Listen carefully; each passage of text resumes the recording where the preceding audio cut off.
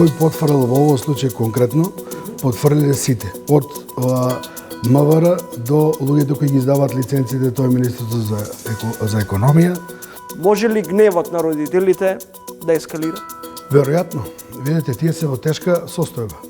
Не само тие, сите граѓани во Кочани се во тешка состојба. А доколку имаме селективност, ризикуваме во иднина пак да имаме нешто слично. Дали е тоа пожар, дали тоа ќе бидат сообраќајки или не е ни битно. Што е она што ги спојува во овој момент Таравари и Ахмети? Пристапот на владата, кој секој ден се обидува да ускратува права на албанците, треба да ги спои сите избрани пратеници и да се приклучат кон идејата за предвремени парламентарни избори. Овој делот вреди, условно кажано. Некои од нив се класични уценети измечари и ништо повеќе. На секого му е јасно дека политичката моќ во оваа држава е во канцеларијата на премиерот. Владата ќе биде во една таква ситуација да трча по нови пратеници. Што значи дека не исклучувате дуи да влезе повторно на Илиндевска број 2? Па мислам дека тоа ќе се случи во такво сценарио. Не верувам дека Путин воопшто некогаш ќе седне на преговарачка маса со Зеленски.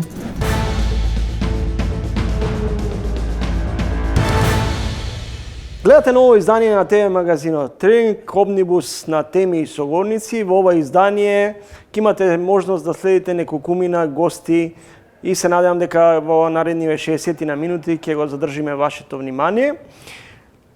Денове поточно денеска истекуваат 2 месеци од трагедијата во Кочани. Семејствата бараат низана одговори, но и поставуваат безброј прашања на кои никако да добијат конечни одговори.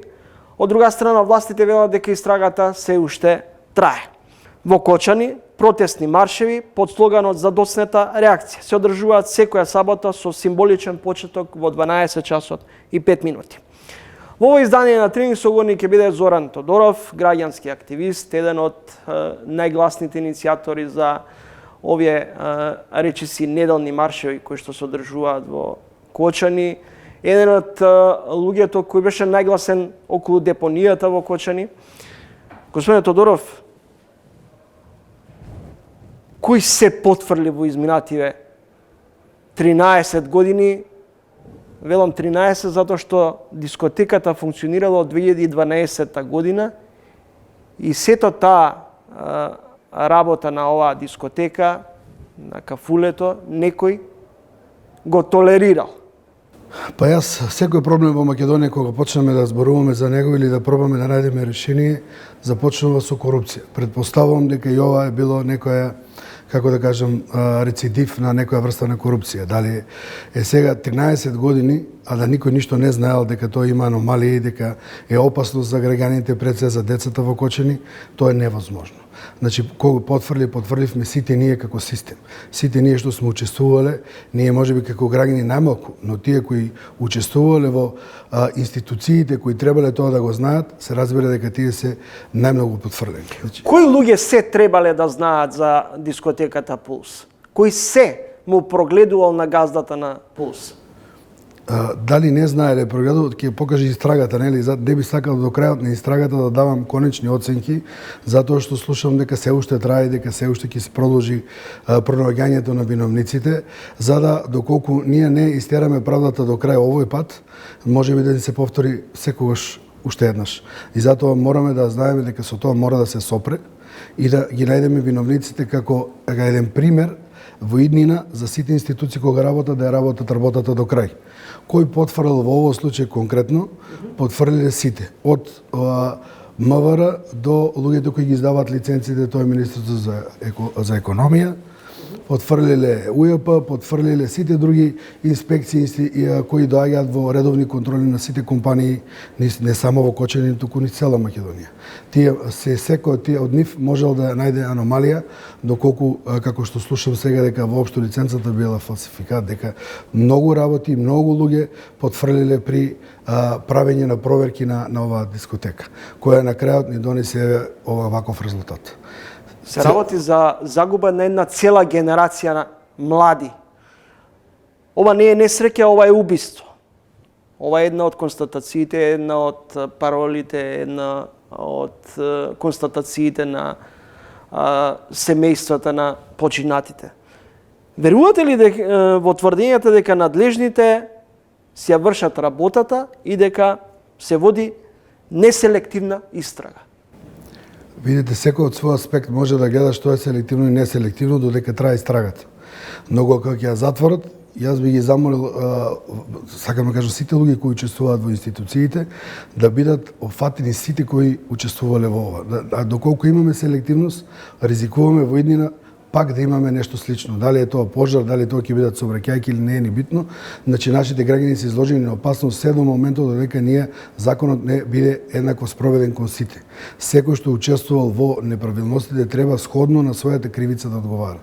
Значи, не се сите исти, не се сите во системот криви, не се, значи сите имаат има презиме, сите имаат сите учествувале во тој, имале одговорности во тој период и сето тоа треба истрагата да го заврши на еден адекватен начин како што би се завршило секаде во земјите кои се развиени и кои ние тежнееме. Само тоа го бараме и ништо повеќе ние како граѓани. Но сега, кога кажавте, се засегнати само родителите и една генерација ичезна точно. Таа цела генерација кои биле внатре исто така имаат трауми. Ние кои дојдовме таму на лице место ги видовме тие сликите исто така. Но секој од нас е засегнат. Во Кочани нема некој да нема роднина, да нема пријател или школски другар или некој дете да не го познава, бидејќи толку многу да кажем луѓе настрадаа таму, а за едно градче кое е многу мало. Така да тоа е, да кажем, процентуално катастрофа за Кочани. И во таа една катастрофа ние очекуваме сите солидарно, да кажем, целиот систем да се активира и да почне едно по едно да ги решаваме состојбите таму во градот. Бидејќи нус, да кажем, ефекти од сето ова е дека сега ќе што следува според мене, тоа се од политички припукување и на крајот ќе се сведе на тоа дека Кочани ќе добие една црна слика, на дамка, која ќе влие врз економијата не само на луѓето кои работат трговија, значи угостителство, туку во секој сегмент на живењето во Кочани. Господин Тодоров, дали во Кочани доаѓаат пратениците кои беа избрани од изборната единица број 3, кој го покрива и градот каде што се случи ова национална катастрофа? Например, дали скоро во Кочани сте го виделе Миле Левков или господинот Ковачки? Господинот Ковачки го нема видено, Миле Левков го има видено, бидејќи тој од Кочани си доаѓа дома секако. Но други некои пратеници вака јавно некаде да дојдат или да разговараме, не, можеби тие доаѓаат, но можеби има други активности, во тоа не знам, бидејќи немам информации. Но вака јавно на тие маршови или со родителите и така нема никако. Нити од позицијата, нити од опозицијата, нити од да кажам од луѓето кои очекуваме да бидат поддршка во Кочани. Смета дека може да се амнестира од одговорност актуелната власт, а при тоа вината се бара 10 години наназад, а не и во актуелните гарнитури. Доколку сакаме општество во кое во иднина сите ќе живееме и безбедно и да ја чувствуваме како свое и како зашто треба да одговараат сите без разлика во која гарнитура биле. И тоа е една прва и основна работа при донесување на еден закон е да бидат пред законот еднакви сите. Значи не треба да постојат амнестирани, само да бидат фатени, да кажам, обвинети вистинските виновници, да не биде тоа пак како што во некои поранешни случаеви и затоа можеби довербата во судството е мало, дека имавме измрдување на правдата според наши гледиште како лаици. Но сепак мислевме дека многу виновници се протнаа и не одговараа за ништо, се надеваме дека овој пат нема да биде така. Политизација, солидарност или популизам препознавате во предлог законот за луѓето од Кочани инициран од опозицијата? Власта вели, ова ние не го прифаќаме. Јас го немам детално прочитано, значи, законот за помош на Кочани, но секоја помош е добродојдена. Се надевам дека ќе најдат начин и позицијата и опозицијата и трети партии да заедно направат едно хибридно решение за Кочани. Не е сито состојбата моментално во Кочани црно-бело. Значи сите сакаат да го сведат тоа на позиција опозиција, но не е тоа така. Дури бидејќи се случи оваа цела трагедија, се појавуваат на пример и луѓе кои даваат своји решенија, може и кои не се адекватни, но според нивно некој размислување. Во отсуство на систем, тогаш може секој да го земе правдата или законот во своји раце. И така хаосот ќе биде уште поголем доколку не се реагира побрзо. Бидејќи кочани, ако продолжи со ова темпо, ќе имаме нагло иселување и иселувањето ќе ни донесе на мањка и неработна сила, на разочарување на младината и со самото тоа без младост нема иднина. Господин Тодоров, сите се за, но пратениците се уште не се одлажуваат да свикаат надзорна комисија на која ќе се расправа за трагедијата во Кочани, за Тетово, за автобуската несреќа. Дали треба да се отвори јавна расправа? Секако. Дали пратениците тоа треба да го направат? Се разбира, тоа им е задача. Задачата на институциите на системот е да разговараат, да ги решаваат проблемите и да ги превенираат во иднините да не се случуваат. Бидејќи премногу работи се случуваат во држава, што не само како не гледаат странци, дека тоа ги одбива само бидејќи ние сме фокусирани на некои странски инвестиции. Воопшто животот во Македонија ќе биде неподнослив доколку имаме селективни правди, доколку во иднина не се случуваат работи кои би биле така интернационално прифатени како црна дамка на Македонија. Зошто и повеќе од 3 децении ни за вакви несреќи, после ни за вакви несреќи кои ни се случувале, не извлековме поука? Па јас мислам дека ние имаме една длабока етичка криза, дека етиката е во отсуство во политиката.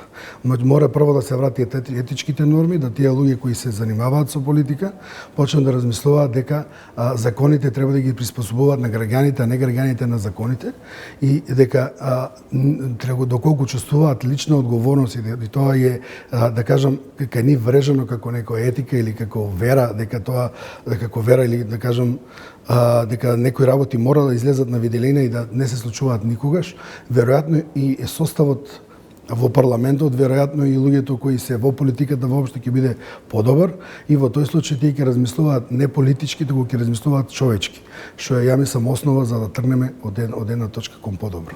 Значи треба пред се да се размислува како да се ја сетира државата да помага на поединецот, а не да му прават оптеретување или да тој има некакво сомнение дека државата му е непријател од другата страна, дека треба цело време овие 30 години да се бори против неа. Адвокатот и поранешен судија Туфекџич деновиве напиша една констатација: јавното обвинителство и полицијата мора да им ја кажат реалноста и очекувањата на оштетените, за да не се создава нереална слика во однос на законските можности за постапување. Подобро е на луѓето сега да им се каже дека вака унифицирано поставена равенка на одговорност по хоризонтала и вертикала, како кривично дело, тешки дела против општата сигурност, со 68 осомничени е проблематично самото по себе. Може ли гневот на родителите да ескалира? Веројатно. Видете, тие се во тешка состојба. Не само тие, сите граѓани во Кочани се во тешка состојба. Но секако не можеме да се мериме со болката која тие ја трпат. Ние мораме да имаме огромна доза на емпатија кон тие луѓе. Јас не се ни дрзнувам ни да коментирам работи кои се, да кажам, нивни или кои се интимни или кои како ти размислуваат и нивните осеќаи, ние со тоа не можеме да се поистоветиме. Ако да бевте првите 40 дена во Кочани, тоа беше една траурна атмосфера на гробишто кога се отиде, кога ги видиш тие луѓе таму, тоа е немерливо. Луѓето тоа не го разбираат бидејќи не ги гледаат секој ден.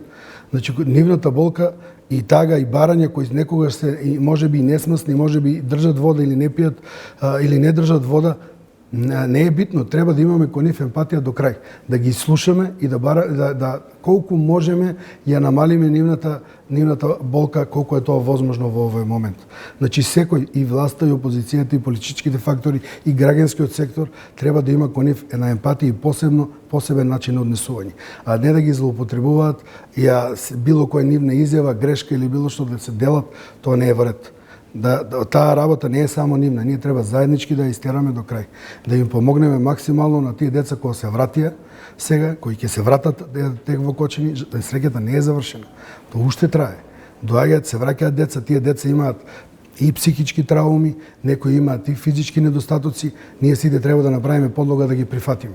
И сето тоа се сведува на алармирање на повеќе организации во Кочани, кои еве бараат и вапаат за помош, некој да дојдат струсни служби, да дојде, не знам, медицинска помош и така натака. Тоа треба да го направи целата држава заедно, сплотена, и сите треба да си подадеме рака едни на други, се со една единствена цел. Од самата несреќа да ги санираме комплетно сите аномалии кои излегува на површината на општеството и емотивната болка кај сите тие генерации кои беа таму присутни. Денуве бевме сведоци на една помалку жална слика, еден ваш сограѓанин од Кочани сред плоштад на Скопје извика: "Не заборавивте." Толку лесно ли забораваат? Очигледно дека лесно да заборава Македонија на Кочани. Затоа, веројатно да чим се одлучил на таков потек, ја го знам граѓанинот, тоа е за да скрене внимание врз проблемот за кој што ние еве денес го зборуваме. Значи, тоа е негов начин тоа да го направи и успешно еве медиумите ги свртеа, да кажам, вниманието кон Кочани.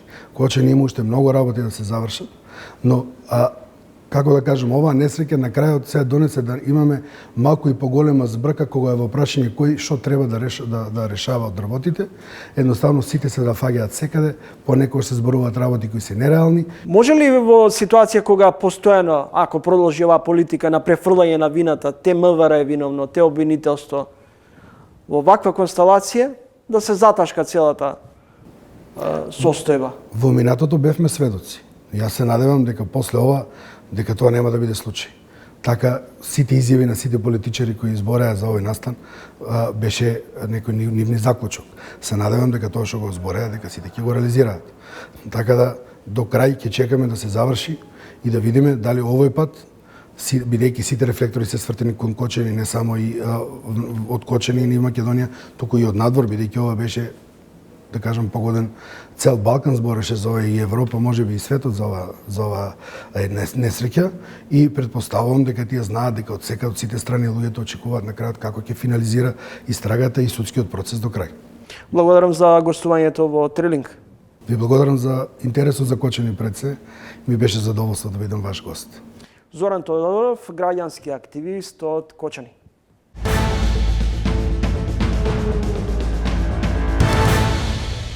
Дали казната затвор од 12 години за возачот Васил Јованов, која прегази младата девојка во центарот на Скопје во рамки на европската пракса?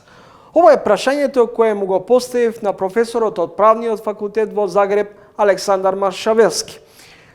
Колка изнесува највисоката казна доколку, например во Загреб, возач прегази пешак? Судот во секој предмет мора да гледа отежувачки и олеснителни околности и да според тие околности заправо одреди правична казна за сторителот.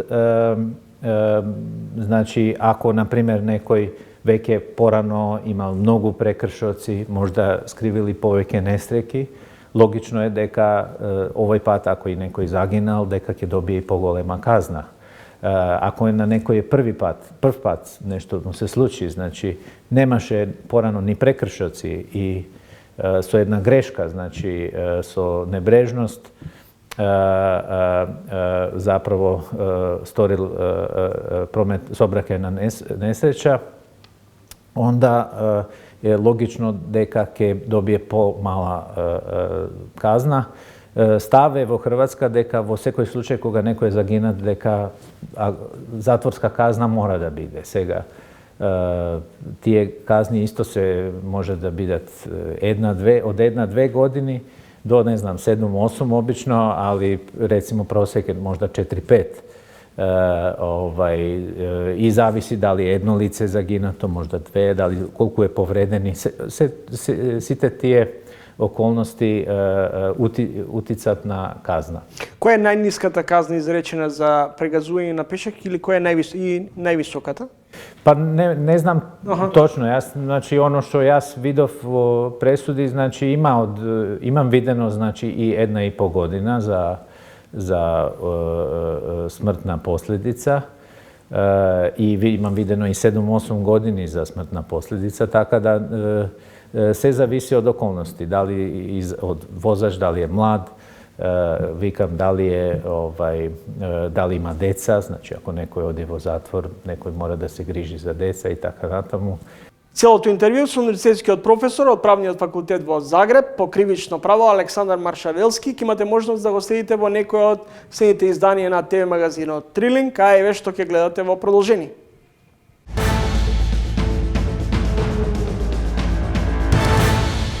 Не може рамковниот договор преку една одлука во Уставниот суд да се преиспита со така наречени експерти, кои што јавноста ги знае колку антиалбански ставови во континуитет кажуваат. Ние знаеме како дошло до рамковниот договор и тие страни можат да ја преиспитат рамковниот договор. Ако некој смета дека треба да се преиспита, не може така да помине и нема да помине никако. Значи, секој ден што се губи во процесот на евроинтеграција се прави голема штета за државата.